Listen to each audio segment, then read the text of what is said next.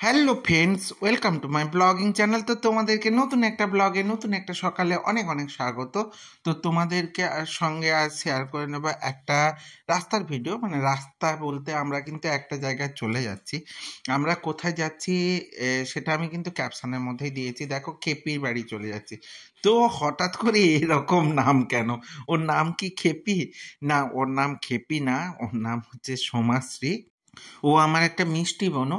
তো আগে খেপির একটু পরিচয় দিয়ে দিই। তো খেপি হচ্ছে আমার বাবার কলিগ, কাকু, মানে গৌর কাকুর মেয়ে হচ্ছে সোমাশ্রী। তো আমরা ছোটবেলা থেকে বাবাকে ও জেঠু বলতো, আর মানে গৌর কাকুকে আমি কাকুই বলতাম। তো ছোটবেলা থেকে একসঙ্গেই পাশাপাশি বড় হওয়া বলতে পারেন। তো কাছাকাছি যে বাড়ি তা নয়। তো একসঙ্গে বড় হওয়া বলতে সেটাও বলি, অনেকটা বড় হওয়ার পরে ও প্রথম আমার এখানে এসেছিল কিন্তু আমার স্টুডেন্ট হয়ে।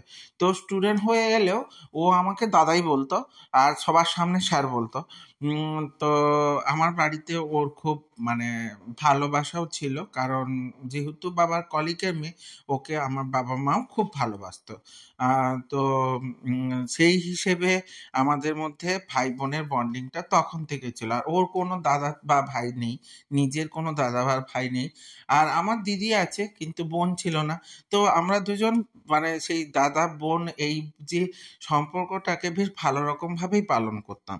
তো সেইভাবে ওকে আমি ডাকতাম খেপি, ও আমাকে দাদা বলতো।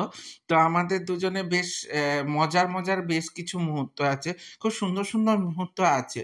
তো তারপরে ও যখন পড়ে চলে যায়, তারপরে ও যদি বা টিউশনও পড়েছিল, তারপরে যখন পুরো অনেকটাই ডিটাচ হয়ে যায়, তারপর আমি যখন কলেজে পড়াতে ঢুকে যাই, মানে আমি যখন বিএড কলেজে পড়াতে ঢুকি, তখন ওখানকার কিন্তু ও সেখানেও স্টুডেন্ট ছিল। তো সেই সময় আমার সঙ্গে আরও বন্ডিংটা দৃঢ় হয়ে যায়। ওর সঙ্গে সঙ্গে আরও কয়েকজন ছিল, যাদের সঙ্গে মানে একটা গ্রুপ করে আমি খুব খেতে পছন্দ করতাম, সেটা খেপি জানতো। তো খেতে যেহেতু পছন্দ করতাম, ওরা কি করতো, প্রতিদিন টিফিন টাইমে অনেক কিছু খাওয়ার করে নিয়ে আসতো। আমি তো খাওয়া নিয়ে যেতাম না, আমি টিফিন টাইমে তেমন কিছু কখনোই খাই না, তো নিয়ে যেতাম না।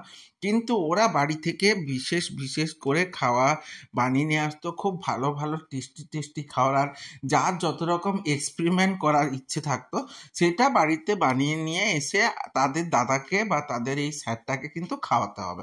এরকম একটা মানে সেই কম্পিটিশনের মতো ছিল। আর মানে প্রতিদিন কিছু না কিছু খাওয়ার আমার আসতোই। তো আমার ছেলে একটা টাইমে বলতে শুরু করে, বাবা তুমি ওখানে পড়াতে যাও না খেতে যাও? তো এরকম একটা মানে মানে কথা আমি শুনেছি। তো সত্যি সত্যি এত এত খাওয়ার আমি ফটো তুলে রাখতাম। আর সেই যে স্টাফ রুমে, মানে ওদের স্টাফ আমাদের স্টাফ রুম আর ওদের স্টুডেন্ট যে রেস্টিং রুম ছিল পাশাপাশি ছিল। তো রেস্টিং রুমে গিয়েই আমি খেতাম, মানে ওদের সঙ্গে বসেই খেতাম।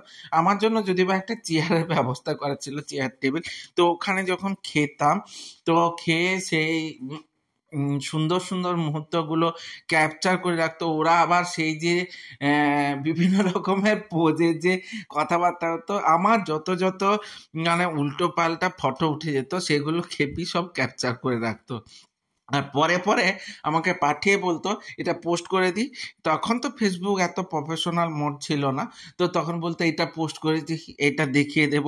আমার বার্থডের উইশটাও করতো ওই ধরনের কোনো একটা ফটো দিয়ে, বা টিচার্স ডে উইশ করতো ওই ধরনের একটা ফটো দিয়ে। তো এইভাবে কিন্তু আমাদের এই মধুর সম্পর্কের বন্ডিংটা কিন্তু দারুণ একটা ছিল। তো কিন্তু একটা আমার আক্ষেপ থেকে গেছিল, ওর বিয়েতে কিন্তু আমাকে অনেকভাবেই ডেকে গেছিল। আমি বলেও ছিলাম আমার বোনের বিয়ে, আমি কি কোমরে গামছা বেঁধে তো কাজ করতে হবে? কিন্তু সেদিন ছিল আমার শালার বিয়ে, তো সেই জন্য আমি ওর বিয়েতে যেতে পারিনি। এটা আমারও আক্ষেপ, ওরও আক্ষেপ। তো এই সময় ছিল খেপির ছেলের মুখে ভাত হয়ে গেছে, মামা ভাতের অনুষ্ঠান। তো খেপি কিন্তু অনেক করে বলে গেছিল তুমি কিন্তু তাড়াতাড়ি আসবে, তোমাকে কিন্তু খাওয়াতে হবে। তো সেই জন্য চলে যাচ্ছি, কিন্তু আমি তাড়াতাড়ি যেতে পারিনি, আমার অনেক কাজ ছিল। তো কাজটা সেরে চলে যাচ্ছি। তো আমার ভিডিওগুলো যদি ভালো লেগে থাকে, বা এই গল্পটা যদি বা গল্পের আকারে ভালো লেগে থাকে, অবশ্যই লাইক কমেন্ট শেয়ার করে দিও। আর ইউটিউব থেকে যারা দেখবে তারা সাবস্ক্রাইব করে দিও, এবং সাথে বেল আইকনটা ক্লিক করে দিও, যাতে আমার ভিডিওগুলো তোমাদের সামনে সবার প্রথমে চলে আসে। এইভাবে এইভাবেই আমার সাথে থেকো, সঙ্গে থেকো, জুড়ে থেকো। দেখা হচ্ছে নতুন একটা ব্লগে, নতুন একটা সকালের সঙ্গে।